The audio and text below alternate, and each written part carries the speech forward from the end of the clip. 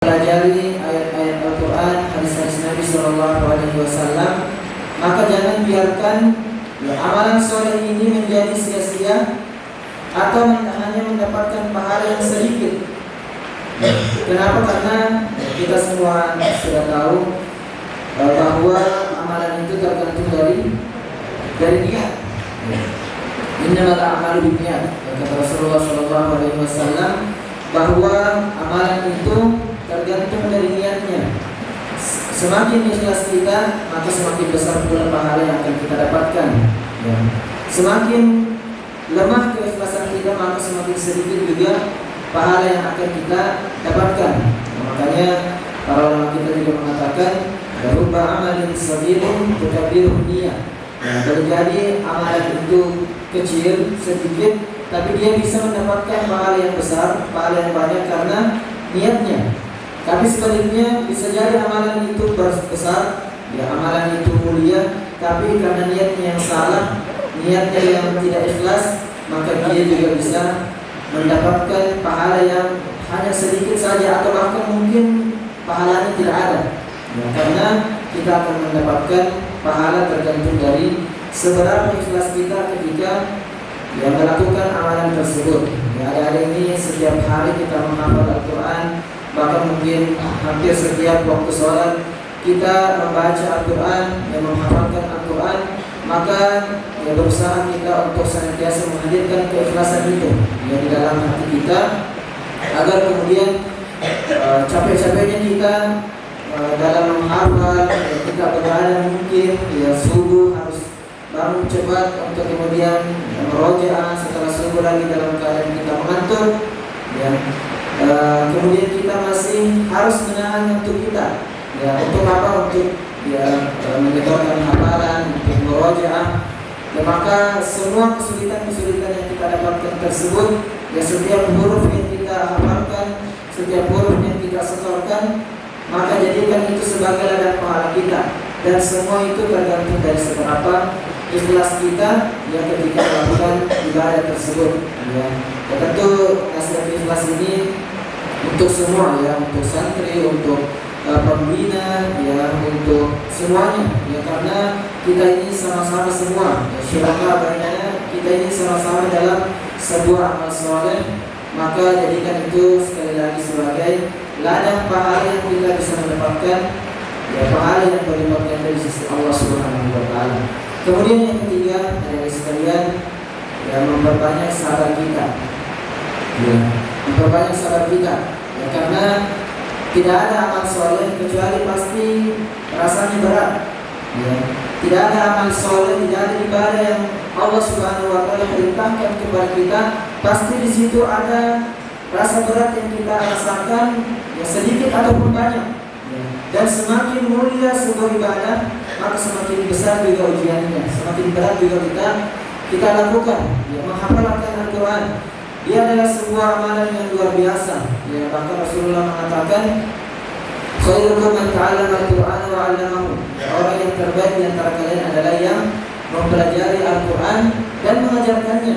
Mempelajari Al-Quran, kita sebagai santri ini kita belajar Al-Quran, kemudian mengajarkan Al-Quran, kita sebagai pembina mengajarkan Al-Quran tersebut, maka secara otomatis kita sudah mendapatkan predikat sebagai orang-orang yang terbaik, manusia terbaik, sebagaimana disampaikan oleh Rasulullah SAW. Dan di situ pasti banyak rintangan yang kita lewati.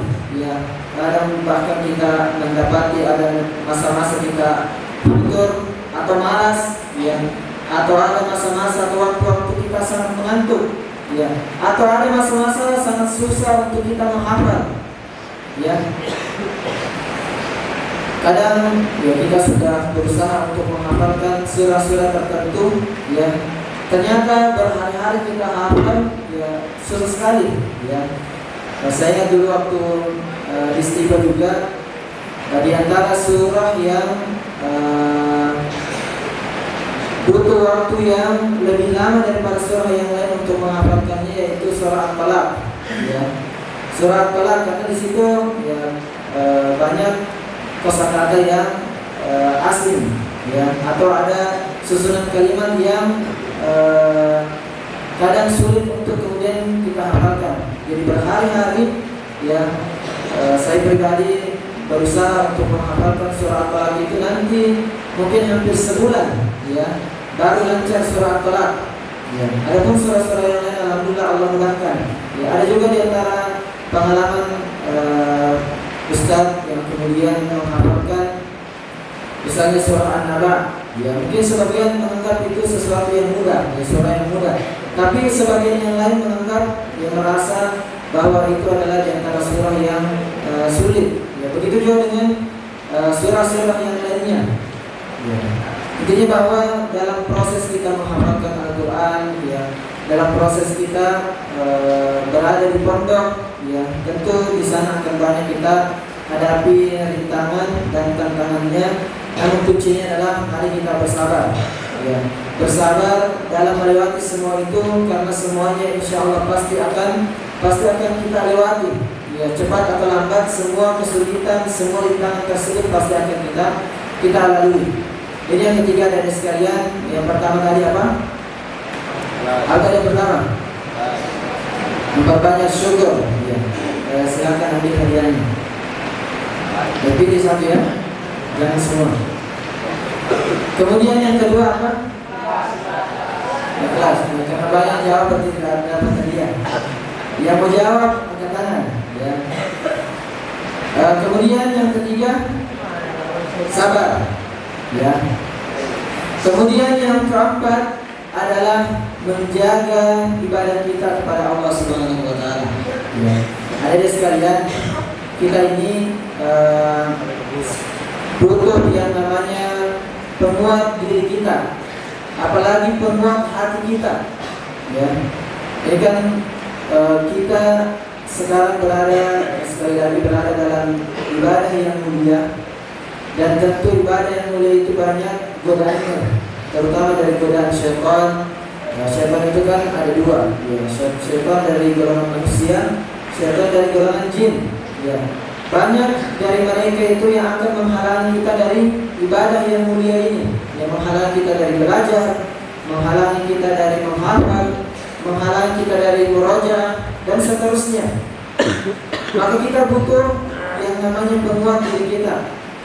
Apa itu? Yaitu ibadah kita kepada Allah Subhanahu wa taala. Kita lihat misalnya dalam surah Al-Muzammil, ketika Allah Subhanahu wa taala ingin menurunkan wahyu kepada Rasulullah sallallahu alaihi wasallam. Ya, Allah berfirman, "Inna sanulqi 'alaika qaulan tsaqila." Ya. Wahai Muhammad, sesungguhnya kami akan mewahyukan, ya, mentarkinkan kepadamu qaulan tsaqila, perkataan yang berat. Ya. Dan ini apalagi Al-Quran adalah perkataan yang berat, dia adalah firman Allah Subhanahu wa taala, sehingga kita butuh hati yang kuat. Bagaimana caranya kita memiliki hati yang kuat? Yaitu dengan memiliki dan memperbanyak ibadah kita kepada Allah Subhanahu wa taala. Dalam surah Al-Muzammil itu, ketika Allah Subhanahu wa taala menyampaikan kepada Rasulullah bahwa Allah akan mewahyukan kepada Nabi sallallahu alaihi wasallam qaulan tsaqila, perkataan yang berat, Allah Subhanahu wa taala memulai, ya, surah Al-Muzammil tersebut dengan perintah untuk melaksanakan salat malam, ya, salat tahajud, dan mengakhiri surah tersebut juga dengan perintah untuk melaksanakan salat tahajud atau qiyamul lail. Ya, kenapa? Karena ibadah secara umum, apalagi salat tahajud, akan memperkuat hati kita, ya, akan memberikan hati yang kuat, hati yang kokoh kepada kita, sehingga kita bisa melalui, ya, setiap ujian dan cobaan dari Allah Subhanahu wa taala dengan mudah. Ya, kalau kita tidak punya, ya, ibadah, ada sekalian, maka kita akan mudah untuk jatuh, mudah untuk, ya, mundur dari perjuangan menghafalkan kitabullah. Ya. Contohnya yang lain ada sekalian, ketika Nabi sallallahu alaihi wasallam berdakwah, ya, berdakwah di kota Mekah berapa tahun? Berapa tahun? Ya. Karena hanya kalau mau menjawab. 13 tahun Nabi Shallallahu Alaihi Wasallam berdakwah, yang beliau dapat di sana begitu banyak rintangan, yang diejek, kemudian disakiti, diboikot oleh keluarganya sendiri dan seterusnya. Begitu juga ketika Nabi Shallallahu Alaihi Wasallam ke kota Madinah, yang begitu banyak cobaan beliau ketika berdakwah. Allah Subhanahu Wa Taala mengatakan di dalam Al-Quran di surah Al-Hijr, ya, ayat 97 sampai 99, ya. Nanti ada bisa baca dan usahakan pahami artinya, pahami maknanya. Allah Subhanahu Wa Taala berfirman, "Wa laqad na'lamu annaka." Saya bisa lanjutkan surah Al-Hijr. "Wa laqad na'lamu annaka yadhiqu sadruka bima yaqulun fasabbih bihamdi rabbika wa kum minas sajidin wa'bud rabbaka hatta ya'tiyakal yaqin." Allah Subhanahu wa taala mengatakan, "Wahai Muhammad, sungguh kami telah mengetahui bahwa hatimu itu sempit, dadamu itu sempit. Kenapa? Bima yaqulun, karena perkataan-perkataan mereka, ya, perkataan kaum kafir Quraisy di Mekah pada saat itu yang kemudian melukai hati Nabi Shallallahu Alaihi Wasallam. Ya, Nabi Shallallahu Alaihi Wasallam diejek atau dikatai sebagai penyair, dikatai sebagai orang gila, dan perkataan-perkataan lainnya yang kemudian membuat Nabi Shallallahu Alaihi Wasallam sedih. Ya. Kemudian Allah Subhanahu Wa Taala mengatakan, "Fasabbih bihamdi rabbik wa kum minas sajidin." Maka bertasbihlah kepada Tuhanmu, pujilah Tuhanmu, berzikirlah kepada Allah Subhanahu Wa Taala, wa kum minas sajidin, dan jadilah orang-orang yang memperbanyak sujud, artinya sholat, ya, kepada Allah Subhanahu Wa Taala.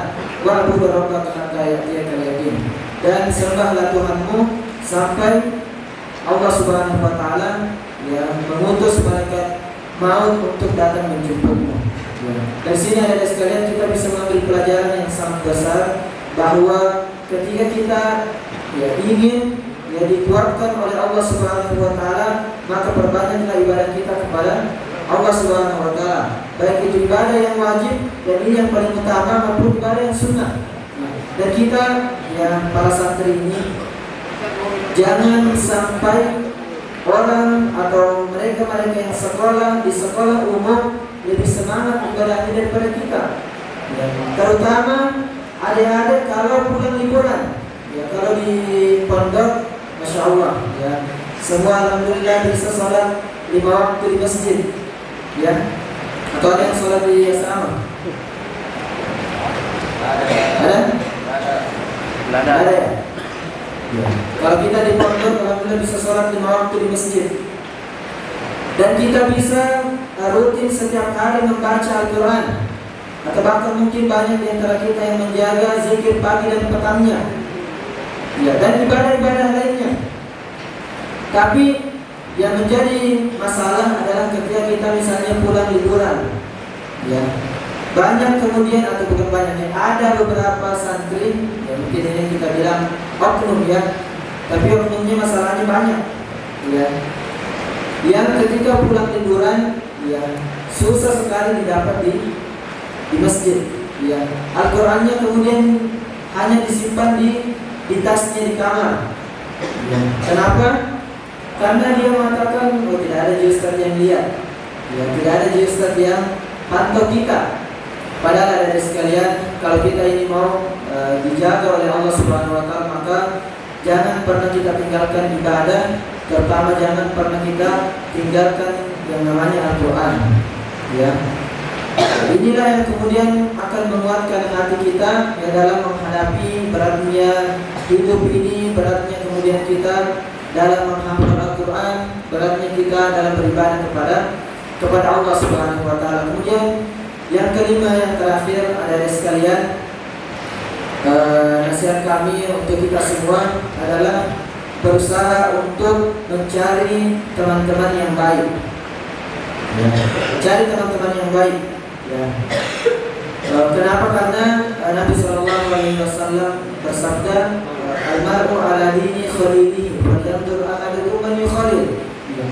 Bahwa seseorang itu tergantung dari agama temannya, maka hendaklah setiap kalian melihat dengan siapa dia berteman. Ya. Siapa yang kita mau jadikan teman dekat kita, ya harus kita lihat. Ya, dia ini orang baik atau tidak. Ya, tidak apa-apa kita berinteraksi dengan semua orang. Tapi kalau kita mau cari teman dekat, sahabat, maka harus kita pilih-pilih teman. Kenapa? Karena mereka itu sangat berpengaruh terhadap kita. Kalau kita mau jadi penghafal Al-Quran, maka bertemanlah dengan para penghafal Al-Quran. Kalau kita mau jadi orang yang pintar, berteman dengan orang yang pintar. Ya, jangan berteman dengan orang-orang yang rusak. Ya, ini tentu nasihat untuk kita di pondok. Dan lebih lagi kalau kita pulang liburan misalnya, ya. Kalau kita pulang liburan jangan berteman dengan sembarang orang. Apalagi kalau kita mau cari ya teman-teman yang ya sering nongkrong di luar, ya kesana kemari naik motor, ya sampai larut malam dan seterusnya, jangan. Ya, kenapa? Karena agama kita itu mahal. Ya, hidayah dari Allah itu mahal dan teman itu sangat berpengaruh terhadap agama kita. Ya, bahkan pepatah Arab mengatakan as-sahibu sahib. Ya, bahwa teman itu adalah penarik. Ya, penarik untuk apa? Kalau dia teman yang baik, dia akan menarik kita kepada kebaikan. Kalau dia teman yang buruk, maka dia akan menarik kita kepada keburukan. Ya, jangan sampai kemudian kita menyesal karena salah memilih teman. Ya, kalau kita salah memilih teman, penyesalannya itu bukan hanya di dunia, ya, tapi dia penyesalannya di dunia dan juga di akhirat. Penyesalannya di dunia karena kita akan mudah tertarik untuk melakukan sesuatu yang salah, sesuatu yang buruk, dan di akhirat nanti kita juga akan menyesal. Kenapa? Karena orang-orang di akhirat nanti yang punya teman-teman yang baik, teman-teman yang soleh dulu di dunia akan saling memberikan syafaat, ya, saling memberikan pertolongan. Ya. Adapun orang-orang yang tidak punya teman yang soleh, maka mereka nanti akan menyesal. Ya, makanya di antara kondisi nanti di neraka, ketika ada orang-orang yang dikeluarkan dari neraka Allah Subhanahu wa taala, dia sudah masuk neraka, ya. Kemudian dikeluarkan dari neraka, kemudian dia bertanya-tanya, kenapa saya dikeluarkan dari neraka?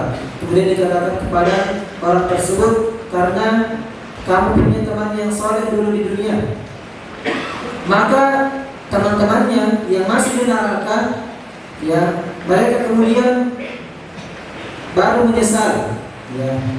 Aduhai, dulu juga di dunia kami juga punya teman yang soleh. Ya. Kemudian mereka mengatakan, dan itu dia berikan di dalam Al-Quran. Fama lana min syafi'in. Apalagi? Fama lana min syafi'in. Wala sadiqin hamim. Ya. Aduhai, seandainya ada juga yang bisa memberikan syafaat dan pertolongan kepada kami. Wala sadiqin hamim, dan hari ini juga kami tidak punya teman dekat. Ya. Kenapa? Karena dulu di dunia dia tidak punya teman-teman yang soleh.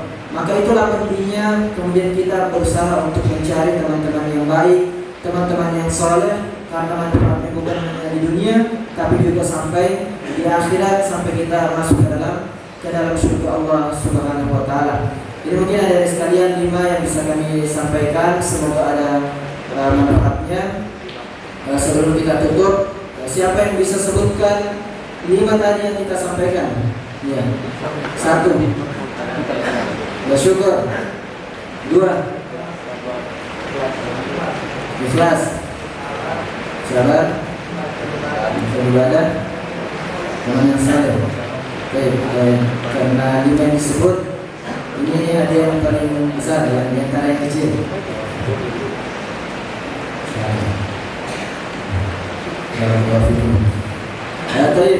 Masih ada 3 buku atau buku 1, ya.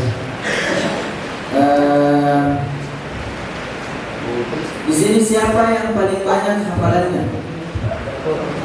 Siapa yang sudah selesai 30 juz? Santri ya, pembina tidak masuk dulu. Siapa yang sudah selesai hafalannya 30 juz?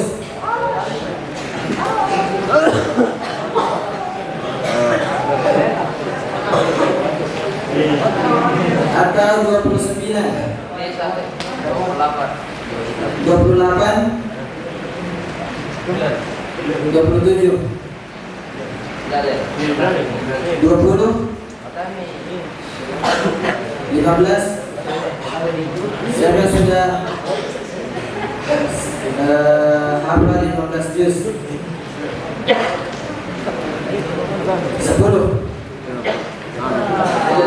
Siapa yang sudah hafal 10 juz? Tidak usah malu ya, tidak usah malu. 9? 8?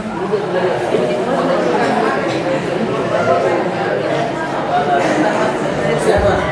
8 juz, 8 juz.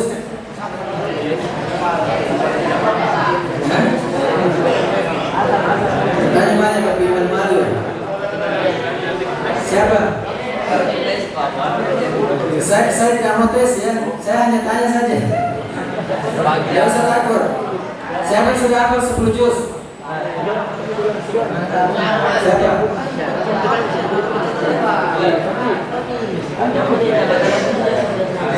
9 juz. 8?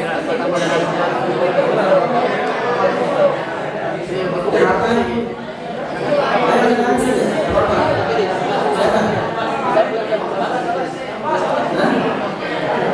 Berapa juz? 8 juz. Ya, silakan ambil aja di sini satu.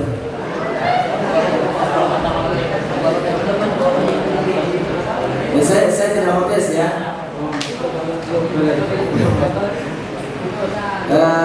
Kemudian pertanyaan selanjutnya,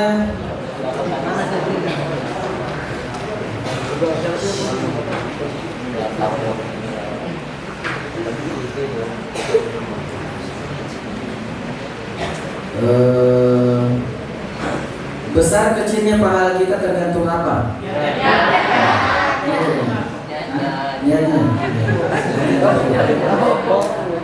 Jangan main borong ya. Ya, pertanyaan terakhir. Siapa yang paling jauh kampungnya?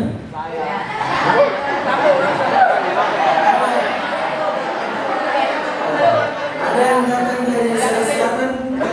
Siapa? Sulawesi Selatan? Atau dari luar Pulau Sulawesi?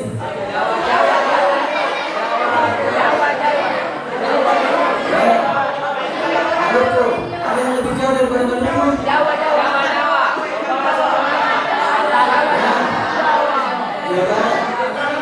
Yang lebih jauh daripada Jawa Barat?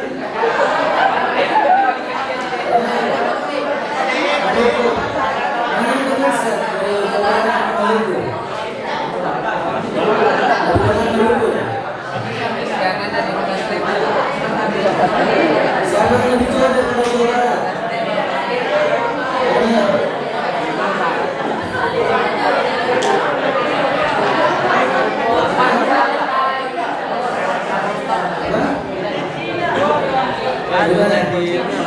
Dari mana orang dekat? Nah ini siapa yang lebih jauh daripada Jawa Barat?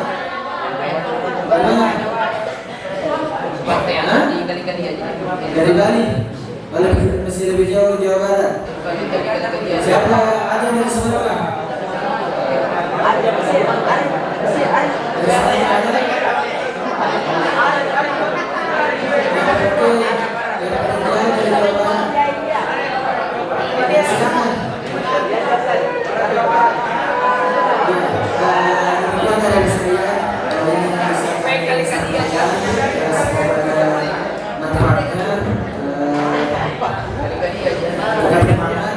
Untuk belajar, tetap semangat untuk menghafal Al-Quran, dan paling terakhir ada sekalian, jaga akhlak kita, jaga adab kita kepada ustaz-ustaz kita, kepada para pembina kita, hormati mereka, karena keberkahan ilmu kita tentu tergantung dari seberapa besar ya akhlak kita, seberapa besar penghormatan kita kepada para asatidzah, para pembina kita di sini.